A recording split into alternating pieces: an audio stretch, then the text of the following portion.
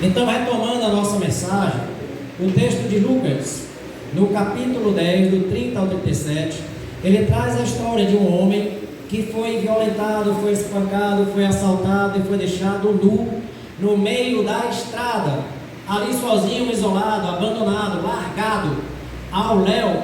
E a história vai nos dizer que passa um homem que é um homem de Deus, um sacerdote do Senhor, e vendo aquele homem ali largado, violentado, ele passa de longe, ele não se aproxima para ajudar. Da mesma forma, um levita, que também era um sacerdote, também exercia às vezes a função de sacerdote no templo, ele também vê o homem ali caído e ele passa de largo, ele não para ajudar. Aí o que acontece? Vem um homem que é um estrangeiro, porque o levita e o sacerdote eram judeus, e Jesus estava exatamente querendo confrontar eles, chamar a atenção deles, despertar eles para a bondade que deve haver no coração de toda pessoa, independente a quem ele vai expressar esta bondade, independente da sua nacionalidade, da cor, do seu sexo, da sua idade, da sua nação, da sua religião, dos seus costumes, das suas crenças. Porque a palavra vai mostrar aqui que aquele homem ele foi largado em um lugar sem roupa, ou seja, ele estava sem identificação, ele estava sem uma forma de ser identificado por alguém. Era um homem sem cor, era um homem sem idade, era um homem sem raça, era um homem sem nacionalidade, era um homem sem idade, era um homem que estava simplesmente ali, largado e abandonado. A única coisa pela que o texto fala a respeito desse homem é que aquele homem foi largado ali nu e quase nu. Ou seja, ele foi totalmente despido das suas vestes. Roubaram dele a sua dignidade. E a primeira coisa que a gente vai aprender aqui é que nós temos um Deus que restaura a dignidade do homem.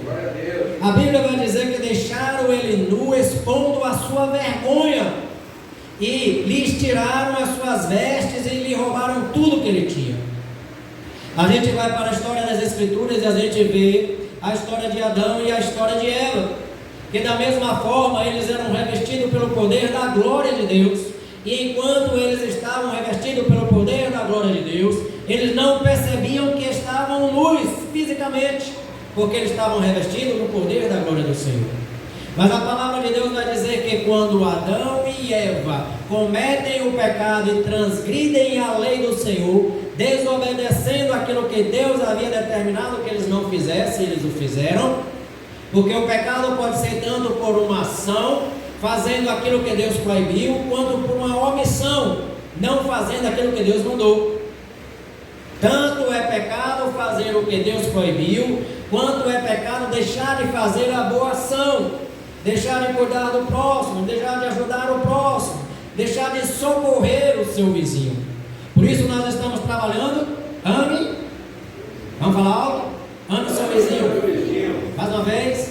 Ame o seu vizinho. Ame o seu vizinho. Amar o nosso vizinho, aquele que está perto da gente, aquele que está próximo da gente, é aquele que está ao nosso lado, aquele que está jogado pelo meio do caminho, como esse homem estava. A palavra vai dizer que Adão e Eva, quando eles pecaram, a glória se afastou. Então, eles perceberam que estavam nus, e por causa da sua nudez, eles sentiram vergonha.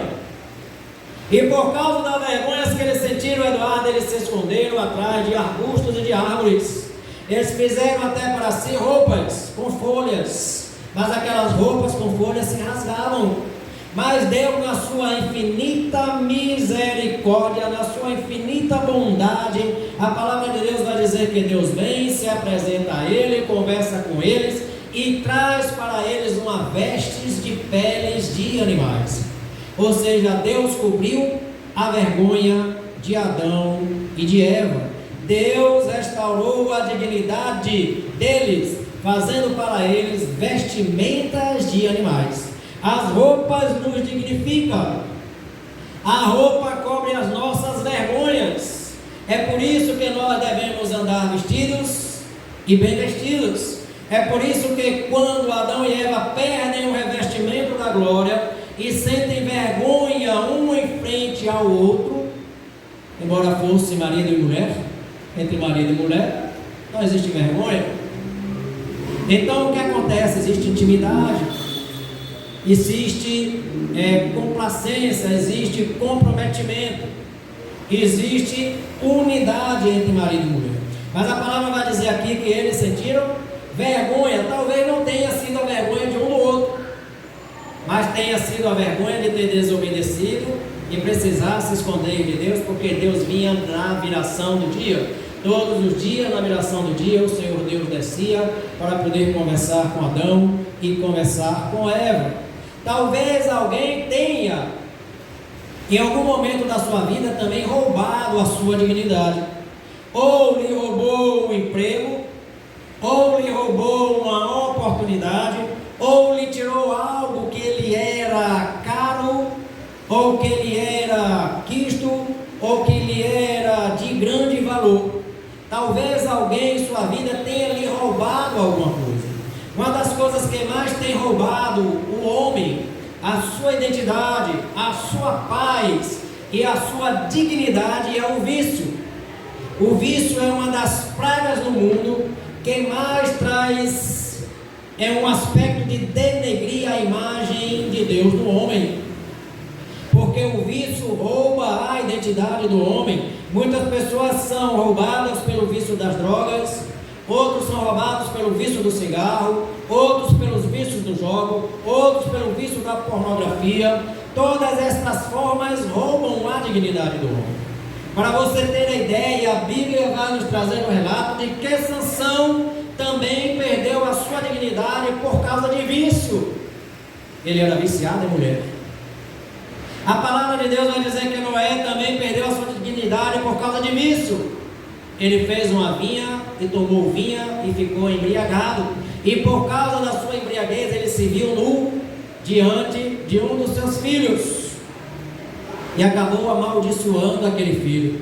A Bíblia vai dizer que Judas também perdeu a sua dignidade, porque ele era viciado em dinheiro. Olha o perigo do vício nas nossas vidas. Hoje o pior vício, ou o mais próximo de todo mundo, é o celular. Isso é uma arma de vício que você nem se dá conta, porque ele rouba o seu tempo de adoração, o seu tempo de louvor, o seu tempo de leitura da palavra, o seu tempo de meditação diante de Deus, o seu tempo de intimidade com o Espírito Santo. O vício do celular tem deixado a gente longe daquilo que pode nos gerar e nos melhorar em qualidade, que é a própria leitura. As pessoas deixam de ler um bom livro para assistir um péssimo filme. As pessoas deixam de ler uma boa literatura para assistir um péssimo seriado. Às vezes o seriado é bom, às vezes o seriado é empolgante, mas o seriado não vai deixar nada em você que lhe seja produtivo. Também não todos. Alguns até têm uma boa lição, alguma história por trás, quando ele traz um enredo que pode trazer para a gente uma soma de alguns valores, mas a gente deve tomar cuidado com os vícios. Sansão tinha um vício de mulheres e por isso ele perdeu a sua dignidade. Noé acabou tendo um vício da bebida e por causa disso ele se embriagou. Mas tem Esaú também, é outra história. Esaú perdeu a sua dignidade por comida. Ele era um glutão. E a palavra do Senhor vai dizer que por causa de um prato de lentilha, ele vende a sua primogenitura. Não venda nada daquilo que Deus lhe deu, porque o que Deus lhe deu é precioso. Deus lhe chamou como servo, Deus lhe chamou como filho, Deus te selou com o Espírito Santo. Não abra mão daquilo que Deus lhe deu, porque Jesus pagou um alto preço para poder conquistar para a gente aquilo que nós não teríamos direito, porque nós só recebemos por causa de Jesus. A Bíblia vai dizer aqui que aquele homem foi roubado, violentado, dilacerado e arrancaram tudo dele, tiraram-lhe a sua dignidade, velho. Porque uma pessoa que está totalmente nua e despida, ela está exposta aos olhos dos demais. Ela está com as suas vergonhas expostas e a sua dignidade está jogada fora, muitas vezes no lixo. A única diferença deste homem que foi roubado é que roubaram dele, Rebeca, a dignidade. Mas esse daqui, Sansão, Noé, Judas e Esaú, esses mesmos roubaram a si mesmos. Ninguém roubou nada deles. Eles roubaram, Kleber, a si mesmos, por causa das suas escolhas erradas. A palavra de Deus, ela vai nos trazer a importância que tem de não se tirar nada do outro. Talvez você já tenha tirado algo de alguém. Tirar as vestes daquele homem foi roubar-lhe a sua dignidade. E talvez a gente já tenha roubado algo de alguém, ou tirado algo de alguém. Quando se fala mal de alguém, quando se fala uma calúnia a respeito de alguém, quando se fala fofocas a respeito de alguém, quando se dá um testemunho a respeito de alguém, quando a gente cria narrativas a respeito de alguém, a gente está roubando alguém, ou alguma coisa que ele é precioso, a sua personalidade, o seu nome, o seu caráter, e principalmente a sua imagem diante de Deus. Então tomemos cuidado, tanto com o vício, tanto com o roubo, tanto quanto tirar de alguém aquilo que ele é mais precioso. A palavra de Deus vai dizer ao que roubaram a liberdade de José. José foi levado escravo e cativo para o Egito. Roubaram a liberdade dele, Eduardo. Roubaram a força de Sansão, pois cortaram-lhe o cabelo. Não soube guardar segredo. Se alguém abrir o coração para você e despejar os segredos, é porque ele confia no seu silêncio. É porque ele confia na sua discrição. Então a palavra diz que nós temos que honrar aqueles que nos honram. Se alguém conta para você os seus segredos, a palavra está dizendo que nós estamos ali para poder compartilhar com ele e sermos para ele um alívio da dor que ele está sofrendo, porque muitas vezes segredos são segredos que nos machucam, e os segredos que nos machucam a gente precisa jogar fora, lançar fora, compartilhar com alguém para poder sentir o alívio da presença do Espírito Santo. A palavra de Deus vai dizer que roubaram a coragem e a valentia do apóstolo Pedro, quando Pedro negou Jesus, quando ele se viu imprensado, encurralado e ameaçado de morte. A palavra não vai nos mostrar que Pedro negou Jesus por 3 vezes. Às vezes alguém nos rouba e às vezes a gente rouba nós mesmos. Pois o que a gente deve aprender aqui neste momento e nesta primeira lição é que Deus restaura a dignidade. Deus restaurou a dignidade de José, tanto que o elevou a governador do Egito. Deus elevou e restaurou a dignidade de Sansão, ainda na sua morte, porque na sua morte ele matou mais pessoas do que em toda a sua vida. Deus restaurou através de Jesus a dignidade de Pedro, porque lá no finalzinho Jesus chama Pedro e pergunta assim: Pedro, tu me amas? Pedro diz: eu te amo, Senhor. Pedro, tu me amas? Senhor, tu sabes que eu te amo. Pedro, tu me amas? Aí na terceira vez Pedro já se calou. Aí Jesus disse para ele: apacenta as minhas ovelhas. Quem colocaria as suas ovelhas, ou que você tem de mais precioso, Rose, na mão de quem você confiaria aquilo que para você é mais precioso? Só em alguém que você tivesse confiança. E Jesus restaura a confiança e a dignidade de Pedro. Se alguém roubou a sua dignidade por alguma coisa que falaram, por alguma coisa que lhe roubaram, por alguma coisa que lhe tiraram, tenha a convicção que Jesus está lhe restaurando isso esta noite. Amém. Porque Ele pode fazer, Ele faz e Ele fará. Segunda coisa que a gente aprende aqui é que todos nós somos iguais. Sem a roupa não existe hierarquia. Em um exército, a hierarquia é determinada pela patente e pelas estrelas e pela roupa que o soldado usa. Faz diferença tanto na roupa quanto na boina, quanto no capacete que o soldado usa. A roupa vai determinar a sua hierarquia, e a roupa às vezes vai determinar, Eusete, a sua condição social. A roupa muitas vezes ela distingue quem é quem, ou ela demonstra o poder aquisitivo de alguém. porque nem todos terão o mesmo poder aquisitivo para se vestir com a qualidade com a qual vocês se vestem, graças a Deus. Tem muitos lá fora que não têm o poder aquisitivo para adquirir uma roupa que ele vista e ele se sinta bem e confortável para com aquela roupa. Mas a segunda verdade que a gente aprende aqui é que todos nós somos iguais. As vestes, as roupas, as indumentárias, elas servem para cobrir. Preste atenção, as vestes, as roupas, as indumentárias servem para cobrir aquilo que nós mais amamos.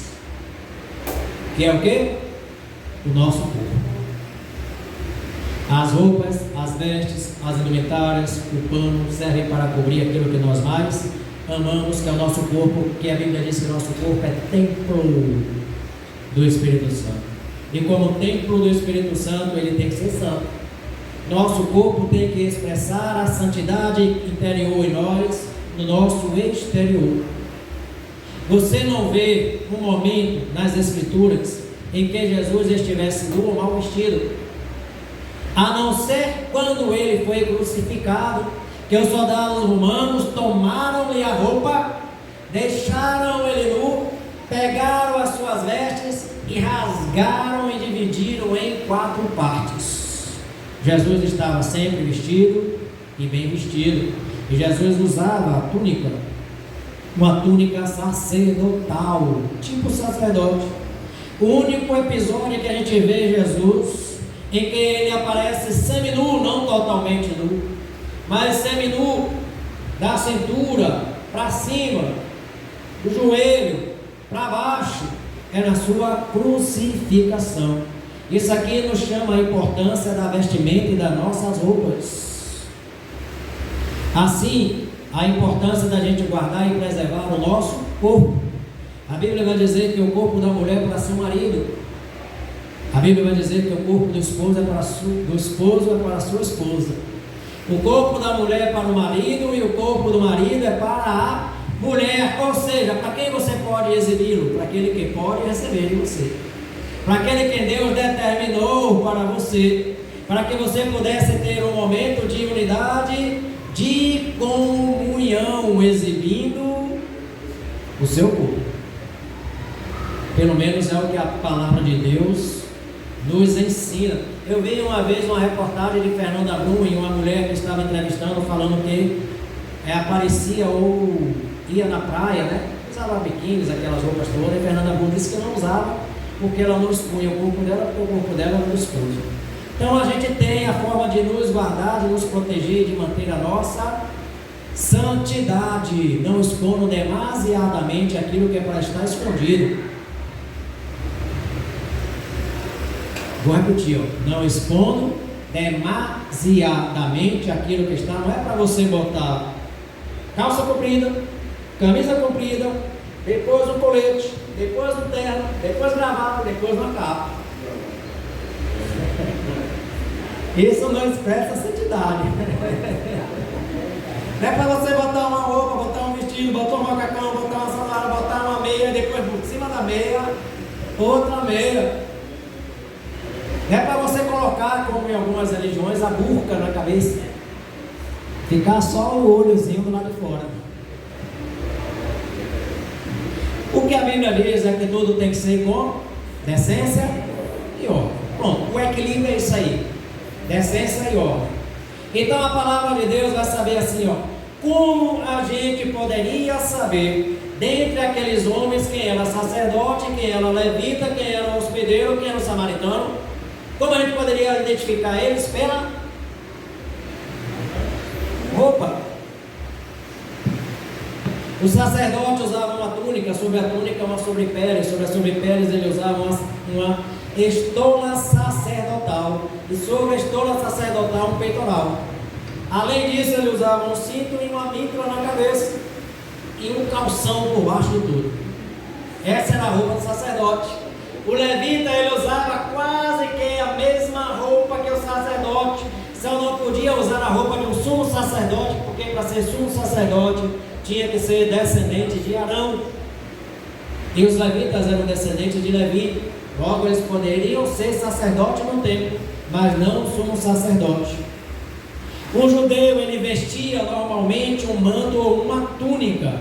E a peça de manto ou túnica que eles usavam eram 2 pedaços, aquele vestido que a gente vê nos filmes, que era unido ou costurado pelos ombros. Mas a Bíblia vai dizer que a túnica de Jesus Cristo era feita de uma peça única. Era só uma abertura onde poderia colocar a cabeça, o pescoço, mas era uma peça única, porque fala que em Cristo não existe divisão, em Cristo é unidade. João capítulo 19, você que gosta de anotar, versículo 23 e 24, vai dizer que a túnica de Jesus, ela era sem costura, ou seja, não tinha emenda. Então você identifica um sacerdote, um levita, um judeu, um soldado romano pelas suas vestimentas. O soldado usava o cinto, a couraça, o capacete, as sandálias ou alpargas, e por cima de tudo, uma capa. A sua roupa, presta atenção, a sua roupa diz muito sobre você. A roupa distingue o homem e a mulher de Deus do homem e da mulher do mundo. Toma cuidado com isso. A roupa distingue o homem e a mulher de Deus do homem e da mulher do mundo. A gente só não pode ser exagerado. Sabe por que esse versículo ensina pra gente? Porque nu todos nós somos iguais. Alguns podem ter um pouco a mais, outros um pouco a menos, mas todo mundo é igual. Não é verdade? Jó vai dizer no capítulo 1, versículo 21: nu deixei o ventre da minha mãe, e nu partirei da terra. Yahvé deu, Yahvé tomou, bendito seja o nome do Senhor. Você, mas preste atenção, você não vai entrar no céu com essas roupas. Não é esta roupa que lhe define, não é essa roupa que determina o seu valor, porque nós vamos entrar no céu revestidos e já cobertos pelo sangue precioso de Jesus. Essas roupas vão ficar, mas nós vamos receber novas vestes mais alvas do que a neve, lavadas pelo precioso sangue de Jesus. Nu, nós somos todos iguais. E em Cristo também, porque ninguém é melhor do que ninguém. Em Cristo nós somos todos iguais e em Cristo nós formamos uma unidade. Terceira verdade: o seu valor não está em suas vestes, suas joias, seus adornos, suas pulseiras, seus colares, seus brincos, seus relógios, seus sapatos, seus vestidos, seus ternos. Seu valor está em ser uma obra única feita pelas mãos de Deus. O sacerdote viu o homem, o sacerdote devia estar bem vestido. Eles estavam sempre bem vestidos. O sacerdote viu o homem nu e disse: olha, ele não é um sacerdote porque está nu. Passou de lá. O levita viu o homem nu e disse: olha, ele não é levita porque não está vestido como levita. Então o que ele fez? Passou de largo.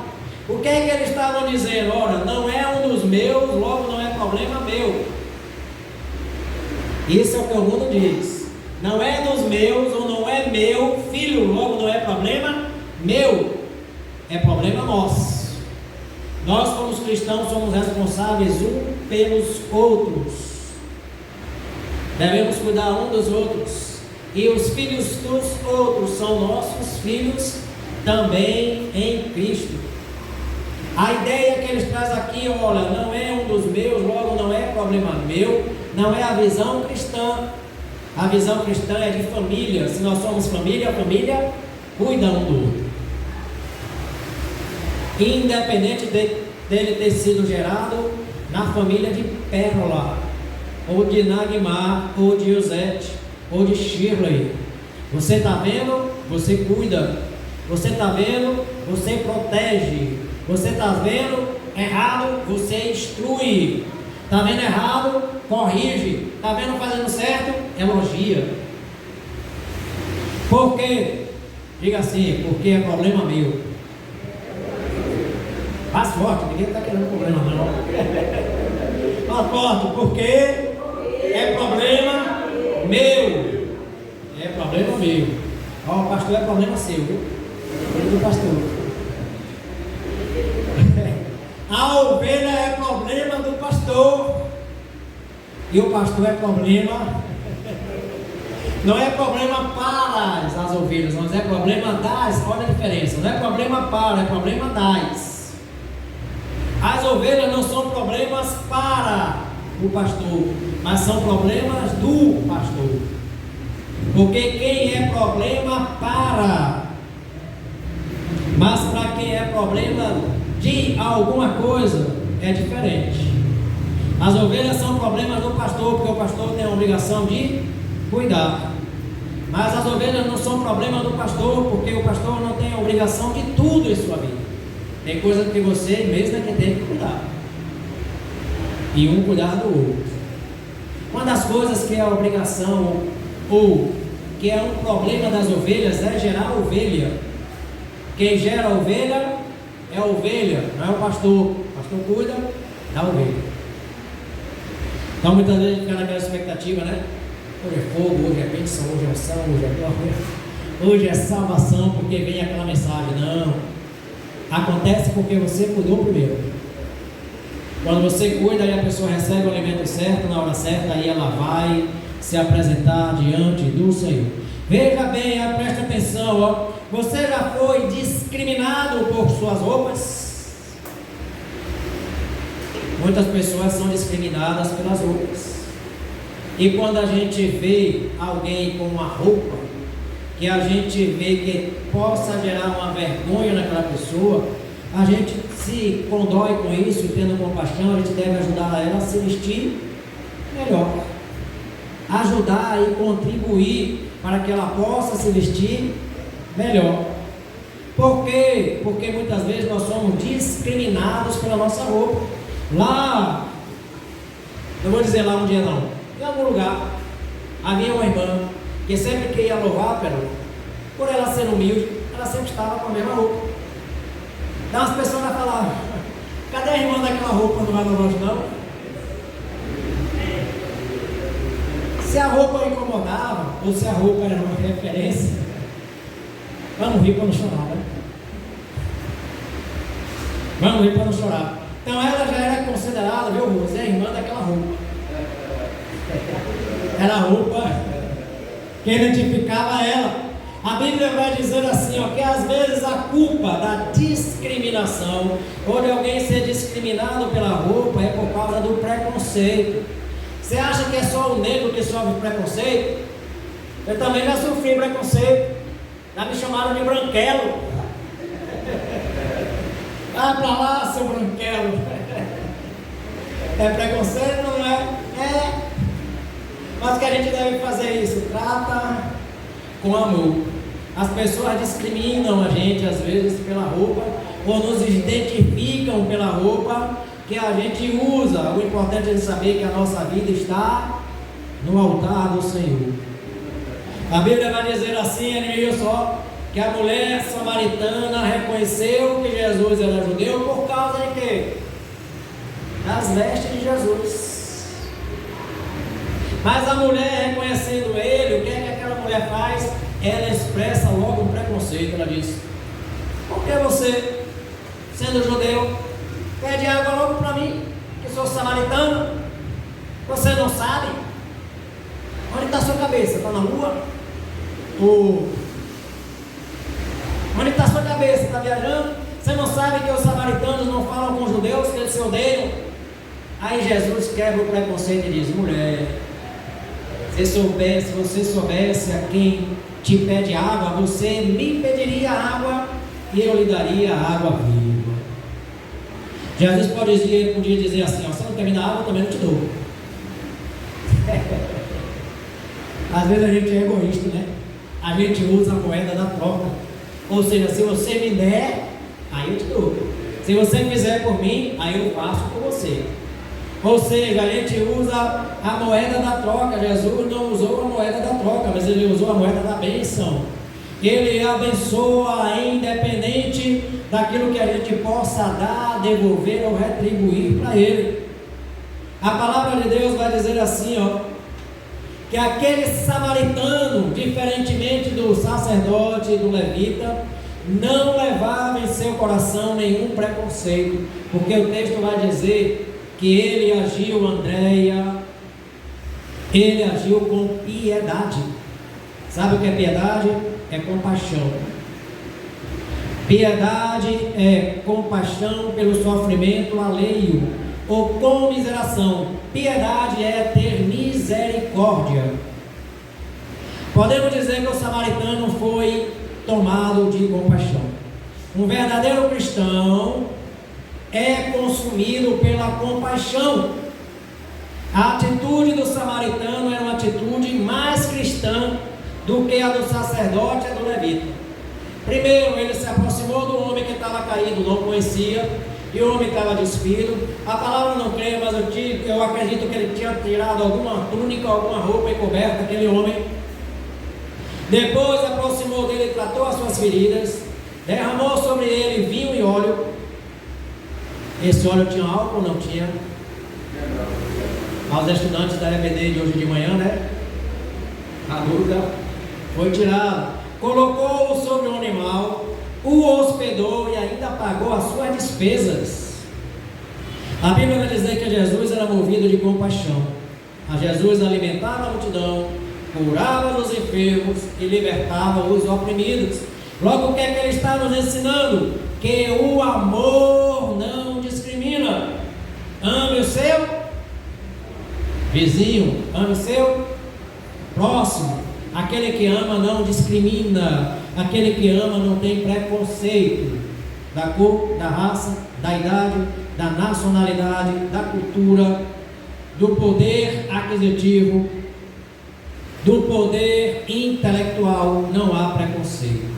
Sabe por quê? Porque o seu valor é ser uma obra única feita pela mão de Deus. Nós temos tanto valor quanto aqueles que estão jogados pelos becos. A Bíblia vai dizer assim: o seu valor é ser uma obra única feita pelas mãos de Deus.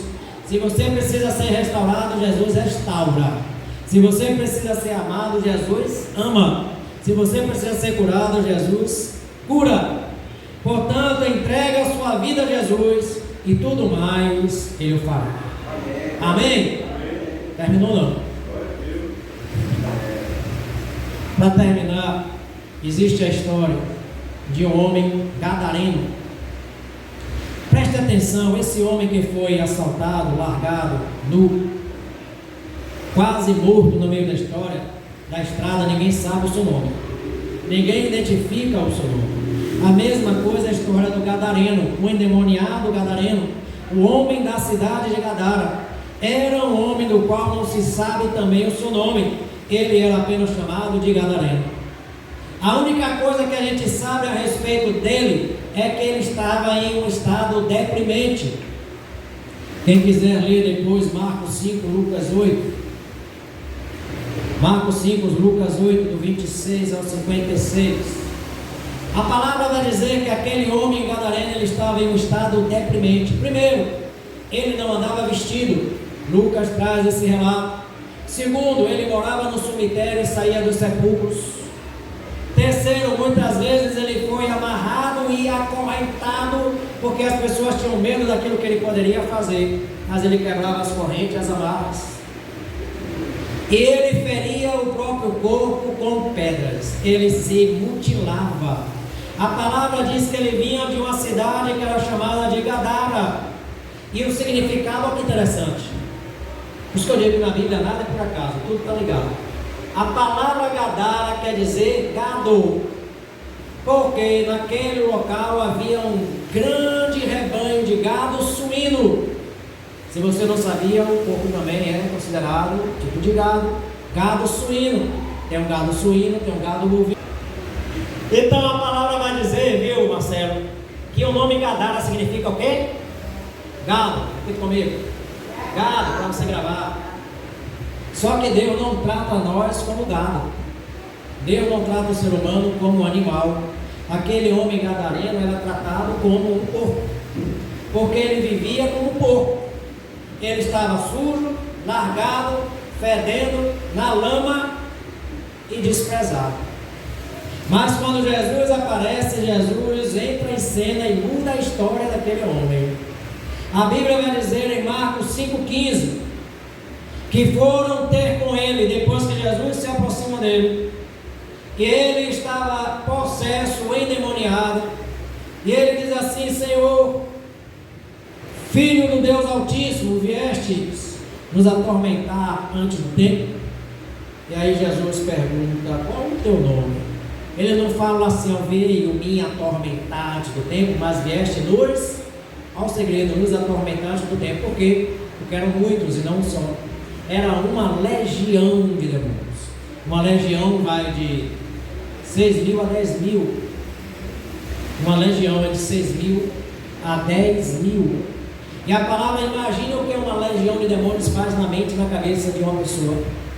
Porque ele começa a dominar a mente daquela pessoa, e a vontade da pessoa e a sua identidade, a sua personalidade passa a ser confundida com a do próprio Espírito. Mas a palavra diz que Jesus, quando chega, expulsa aquela legião, e aquele homem que era o gadareno foi agora liberto, e agora ele recupera os seus sentidos. E Marcos capítulo 5, versículo 15 vai dizer que foram ter com Jesus e viram o endemoniado, o que tivera a legião, assentado, vestido em perfeito juízo. Talvez a gente conheça ou tenha alguém que possa estar passando por esse momento de luta, de prova, de dificuldade, mas saiba que Jesus cura, salva, liberta e restaura.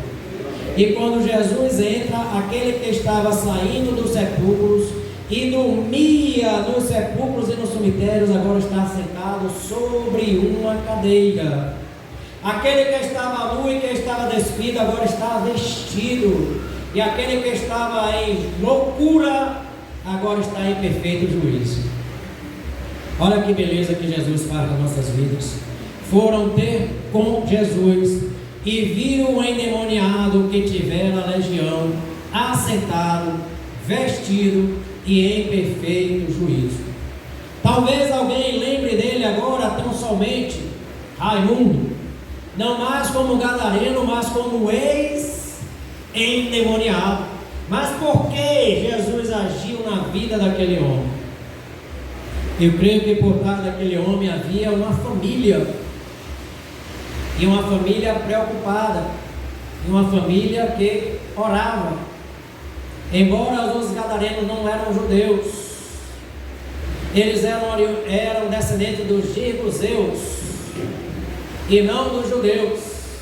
Mas aí a gente vê a importância que uma família sempre faz quando está por trás orando e intercedendo. Quando a gente está aqui orando e intercedendo pelo filho, pela filha, pelo cônjuge, pelo pai, pela mãe de alguém que conhece, talvez a gente nem conheça, mas um dos irmãos chega aqui e fala: irmãos, vamos orar por fulano de tal, que é filho de fulano de tal, tio de fulano de tal, primo de fulano de tal, neto de fulano de tal, e a gente pega e ora, e Deus vai lá nesse fulano de tal, identifica ele pelo nome. Eita glória! E faz a coisa acontecer.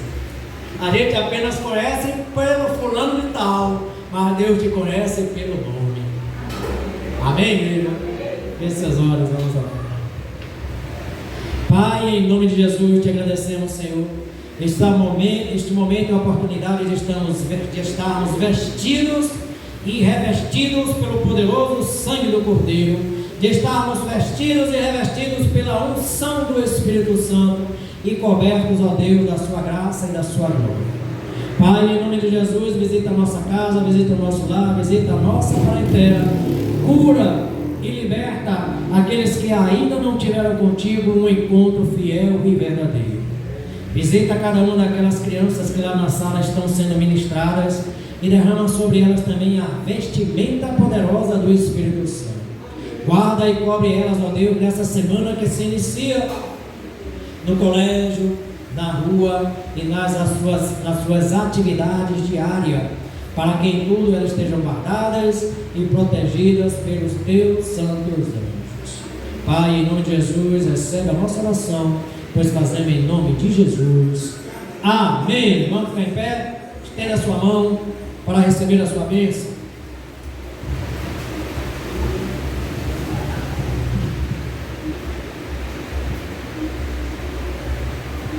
Eu vou fazer assim diferente, ó. Vire para uma pessoa que está ao seu lado aí.